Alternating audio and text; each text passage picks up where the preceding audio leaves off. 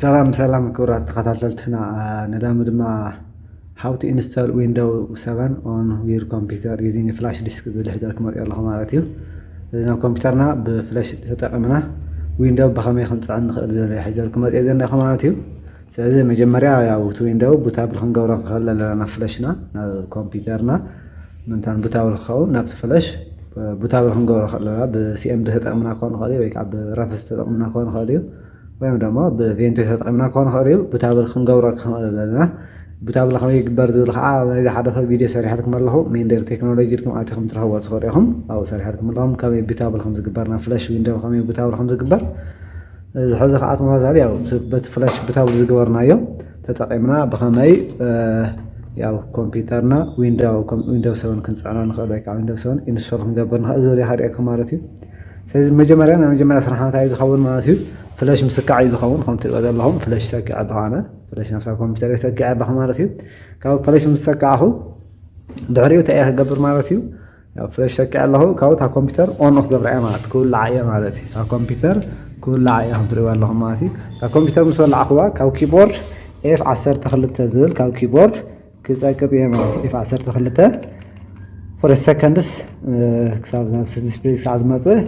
F12 ፀቂጠ ክሕዝ እየ ማለት እዩ ክፀቅጥ እየ ዝኾነ ድምፂ ምስ ኣስማዓኒ ይገልፅ ኣለኹ ማለት እዩ።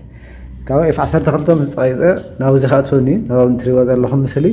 ከኣቱ እዩ ነዚ ትሪእዎ ዘለኹም። ስለዚ ንመጀመርያ ታኒ ኦንቦርድ ሳታ ሃርድ ድራይቭ ዝብል እኒአኩም ተቐፂሉ ዘላ ከዓ ተመሳሳሊ ኦንቦርድ ኦር ዩኤስቢ ሲድሮም ዝብል እኒአኩም ሳልሳይ ከዓ ዩኤስቢ ዝብል ዩኤስቢ ዲቫይስ ዝብል እኒአኩም ማለት ስለዚ ካብ ፍላሽ ተብዓለለ እየ ክብሎ ማለት እዩ ካብ ፍላሽ ተብዓለለ ክብሎ እየ። ስለዚ ናብታ ፍላሽ ናብታ መጨረሻ ናብዚ ኣውሪደ ኢንተር ካብ ኪቦርድ ኢንተር ይብል ኣለኹ ማለት እዩ። ካብ ኪቦርድ ኢንተር ይብል ኣለኹ ማለት እዩ። ካብኡ ፕረስ ኤኒ ኪ ኣሎ ዝኾነ ኪ ካብ ኪቦርድ ክነክእ ይኽእል እየ ብደምንጋኡ ክኣቱ ይኽእል እየ ማለት እዩ። ካብዚ እንታይ ይብለኩም ኣሎ ዊንዶውስ ኢዝ ሎዲንግ ፋይልስ ይብለኩም ኣሎ። ስለዚ ዊንዶው ፋይላት እንታይ ይገብር ኣሎ ሎድ ይገብር ኣሎ ማለት እዩ። ሎድ ይገብር ኣሎ ንእሽተን ክንፅበዮ ኢና ማለት እዩ ክሳብ ሎድ ገይሩ ክሳብ ዝጅምር ማለት እዩ። ስለዚ ካብቲ ፍላሽ ሎድ ዝገብር ዘሎ ካብቲ ቡታብል ጌርና ዘቐመጥናዮ ፍላሽ ብሲኤምዲ ገይረ ቡታብል ገይረ ዘለኹ ፍላሸይ ብሲኤምዲ ተጠቒመ ዲስክ ፓርት እናበልኩ ማለት እዩ። ያው ከመይ ቡታብል ይግበር ከም ዝቀድም ነገርኩም ቪድዮ ሰሪሐ ኣለኹ እየ ራእይዎ ኣብ መንደር ቴክኖሎጂ ዝብል ኣትኹም ኣት መንደር ቴክ ወይ ከዓ መንደር ቴክኖሎጂ ኢልኩም ኣትኹም ትረኽቦ ትኽእሉ ኢኹም። ስለዚ ሕዚ ትሪእዎ ከለኹም ያው ስታርቲንግ ዊንዶውስ ኢልና እኒሀ ስታርቲንግ ዊንዶውስ ኢልና ምፅኢልና እኒሀ ስለዚ ይጅምር ኣሎ ሕጂ ንእሽተን ኣዝውን ትዕግስቲ የድሊ እዩ ትዕግስቲ የድሊ ይብዳ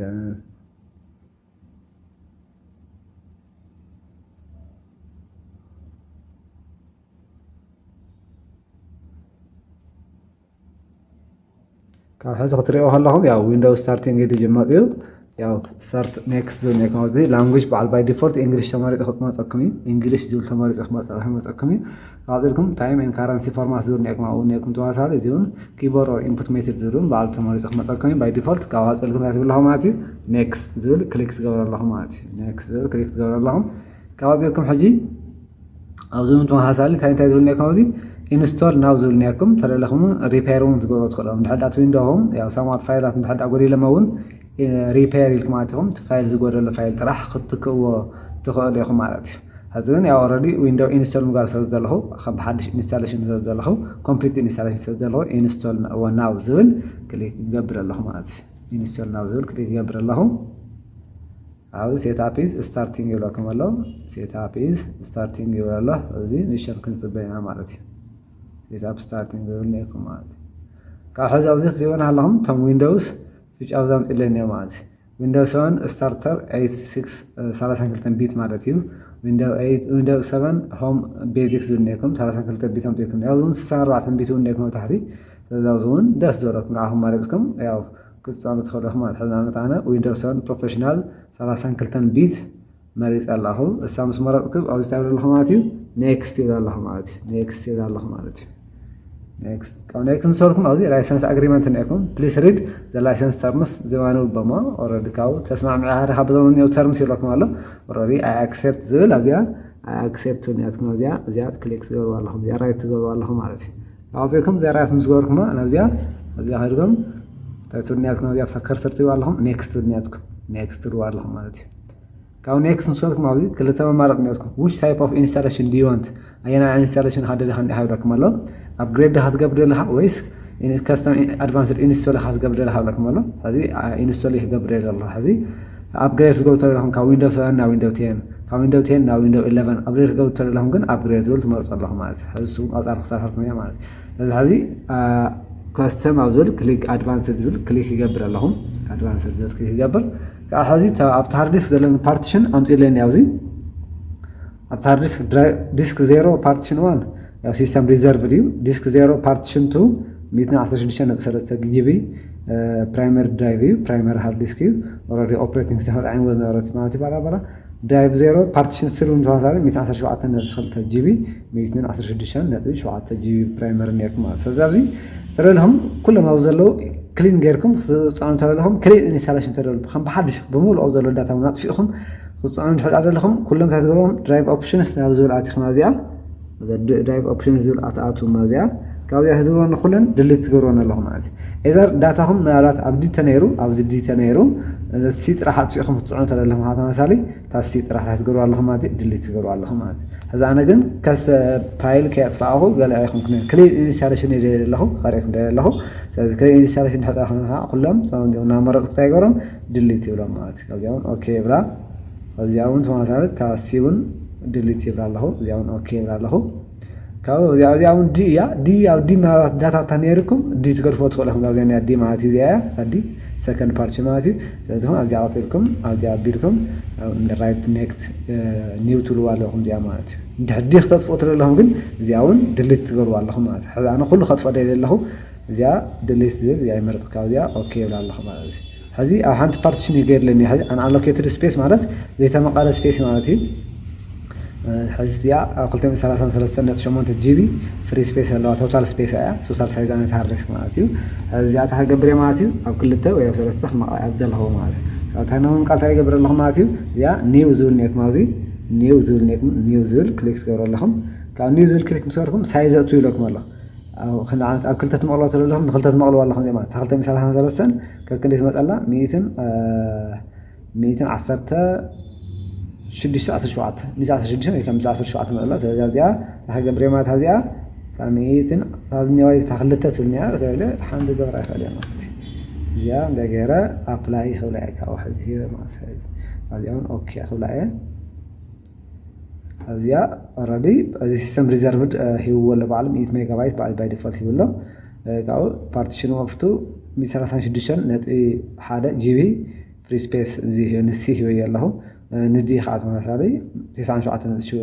97 جيبي فري سبيس الله ما ስለዚህ ተረለኹም እዚ አሁን ተዕይዋት ቆለኹም አና እዚ ሓት ረደ ከም ሓድሽ መድሪት ትኽላ እንታዲ ሰወሳኽ ስፔስ ክባየ ማለት እዚያ ክሊክ ገይረ ራይት ክሊክ ኒው ኢለ ታዚያ ኒያ ትባለኹም እዚያ 100 እንደዚያ ኒያ ትባሰና መጀመሪያ ቁጥሪ 114 هي ያለኹ 114 ጂቢ ማለት ታዚያ አፕላይ ክብላይ ሓዚያ فازرو 111 جيبي نزيا ديا 112 جيبي يالله ማለት ስለዚህ አሁን ተረለሁም ኒውልኩም ተፈጥሯትኩም ተረለሁም ሆነ አፍሳና መጀመሪያ እዚያ ሲ አፍታሲ ማለት ሎካል ዲስክ ሲ አፍታ በካላይ ፓርቲሽን ፕራይመሪ ዞን አመረጥኩም ተግሮባ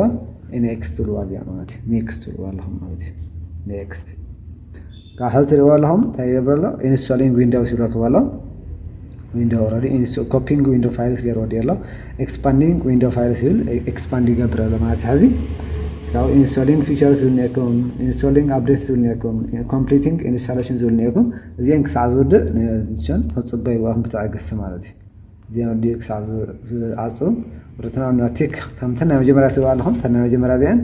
رايت جيروان نتيك جيروانيا زين ودي له مالتي. زين كساز ودون 100% كساز زين توالهم 0% دنيا زين مصبي يلي كنوا. حزاوزي نايم فتان قدر بخم يكفتن زخل نايتي كمبيوتر عقمكم مسارات غير يكفتن زخل مالتي. كمبيوتركم بتعمليه تاسم لحدا هينو بتعمل لحدا هينو والتفو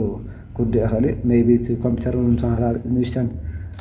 عقمو زناسن تخوين حات مثالي يا قبل خدماتي ያው زنقع خالي مالتي زنقع خالي مالتي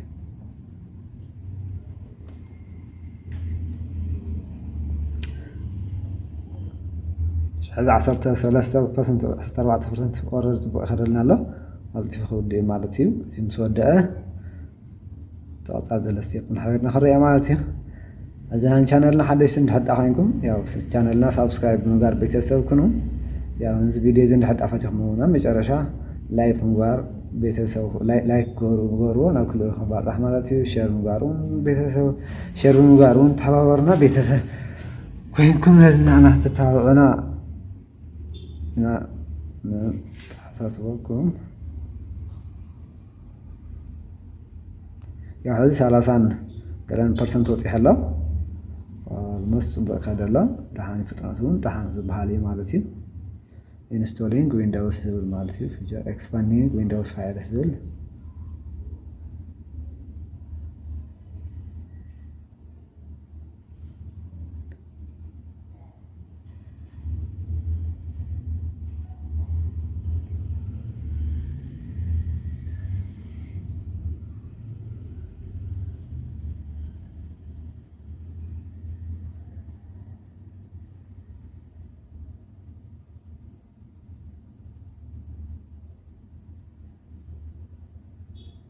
almost هذه سنة شو عطن سنة شو متى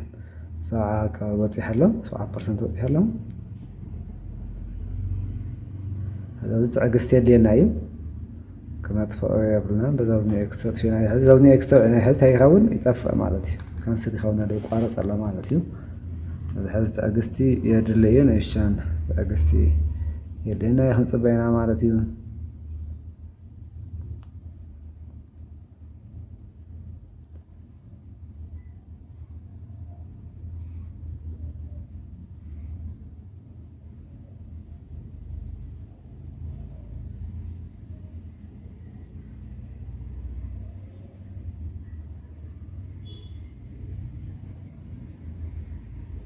almost حزي ناود أيو 9% وطي حلا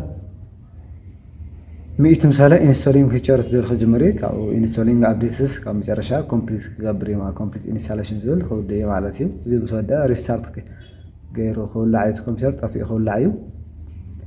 restart قبريو restart مسجارو سوسون next بحسيبات اللو كسعودي تزخوا دمر كتخبي دهان حدش كونكم دخل مالات كسعاب زي بر كابل ندحر زلو بتاع مقللتي مالتي حز ودي الله اوريدي زحنو يا ماتي ريستارت نيك مازيت كليك تقول تخليهم اي ترى لهم حاتم سر بعد ريستارت جيك ساعه زودون صبيت تخليهم مالتي هذا تري والله يا اوريدي وديو ريستارت يجبر لهم طفي هو لاي كمبيوترنا بعلو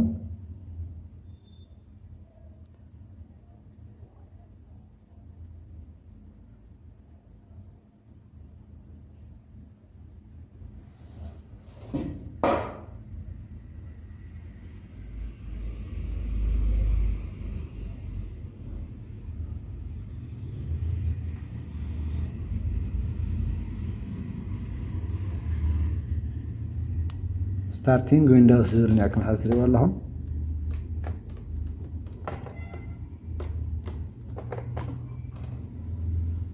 set up is updating register system لكم الله يا حزي set up is starting service لكم الله نفتهم قدم زي ما الأمر حزي خدي معك حزي is expanding windows files وديو installing features وديو installing updates وديو أما جرشة completing installation زروس إحنا مالتي سيام سودا already داغانا مجرشة النهار يا مالتي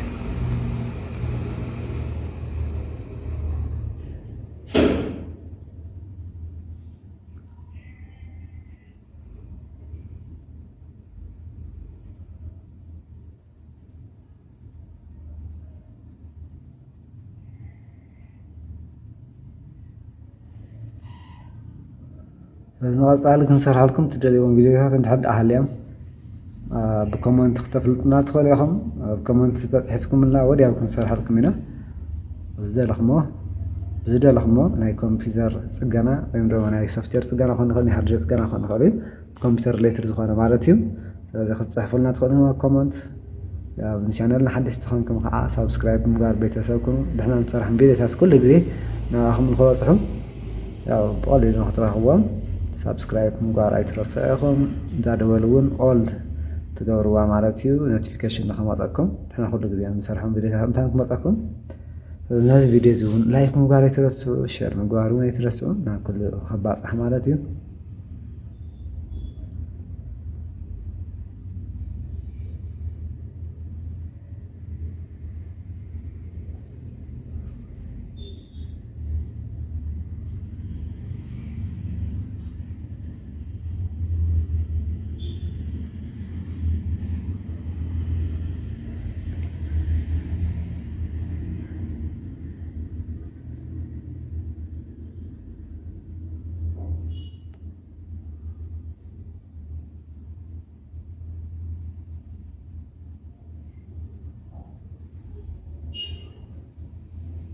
ከም ትሪእዎ ዘለኹም ንእሽተይ ትዕግስቲ የድሊ እዩ ከምቲ ቅድም ነገርኩም ንዝዝንገዐሉ ምክንያት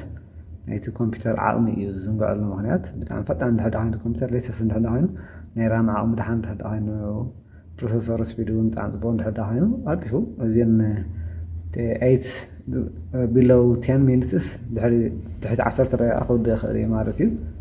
ዋላ 5-6 ደቂቃ እውን ክውድእ ይኽእል እዩ ኢንስታሌሽን ኮምፕሊት ኢንስታሌሽን ማለት እዩ ኦልሬዲ ኣነ ጥቀመሉ ዘለኹ ግን ያው ተንዴል ኮምፒተር ንእሽተን ስለዝኾነት እያ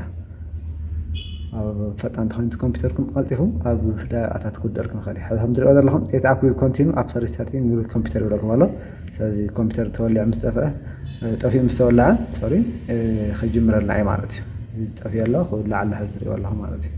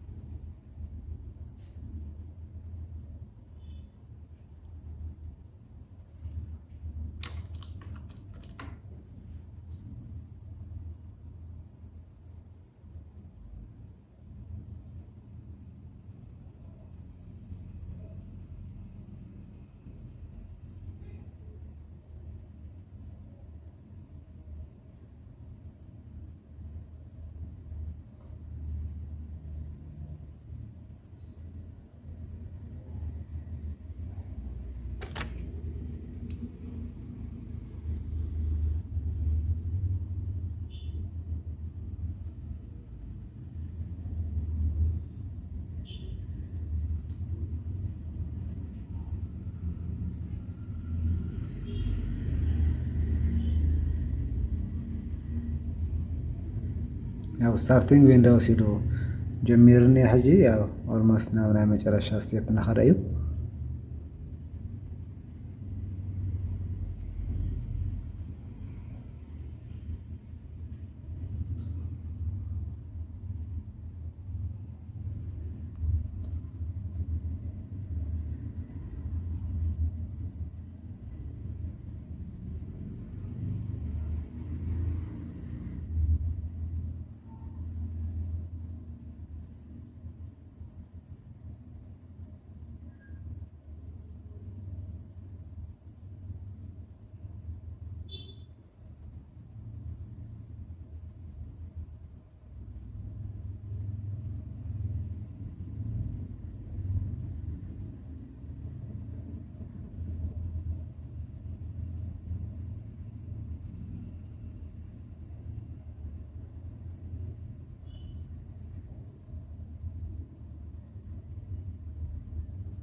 setup is preparing for your first use setup checking video performance check ይገብራለሁ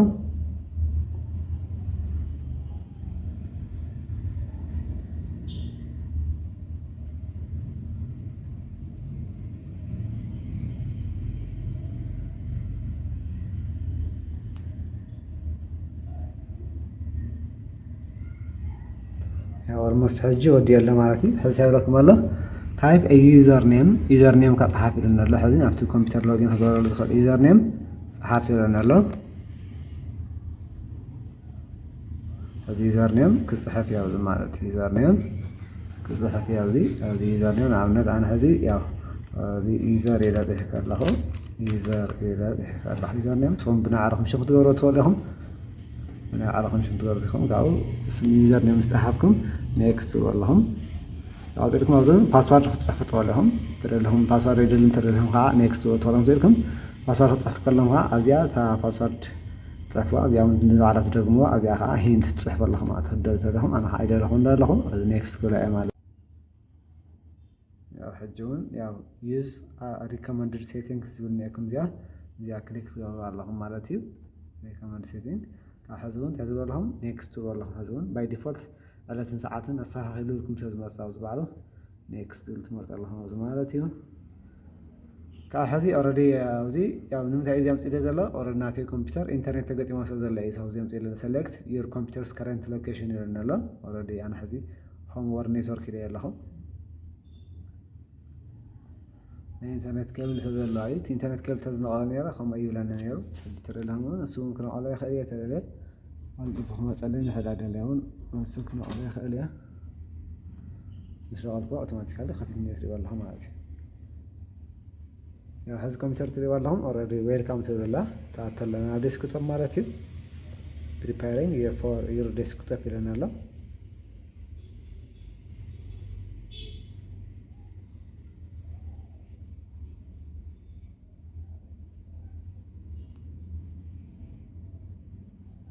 ያው ሕዚ ኦልሬዲ ጽዒና ወዲ ኣላ ማለት እዩ እታ ዊንዶው ጽዒና ወዲ ኣላ ኦልሬዲ ናብ ዴስክቶፕ ኣትያ ኣላ ማለት እዩ እዚ ኣብ ዊንዶው ብከምዚ ጌርኩም ባዕልኩም ክትፅዕኑ ትኽእሉ ኢኹም ማለት እዩ ዊንዶው 7 ተደለኹም ኦልሬዲ ተመሳሳሊ እዩ ናይ ካልኦት ዊንዶዋት እውን ናይ ዊንዶው 7 ናይ ዊንዶው 8 ናይ ዊንዶው 10 11 ዋላ ተሎ ተመሳሳሊ እዩ ኦልሬዲ መጀመርያ ዊንዶው ናብ ፍላሽ ቦታ ወዲ ጌርኩም ኣዘጋጅኹም ብከምዚ ጌርኩም ክትፅዕኑ ትኽእሉ ኢኹም ማለት እዩ ሆፕ ንእሽተን ተወሰነ ነገር ከም ዝረኸብኩም ተስፋ ይገብር ያው እስካብ ሕዚ ክስንታይ ሰብ ፀናሕኹም ቴንክ ዩ ሶ ማች ኣብ ቀፃሊ ብካሊእ ቪድዮ ክሳብ ንረኸብ ባይ ባይ ቻው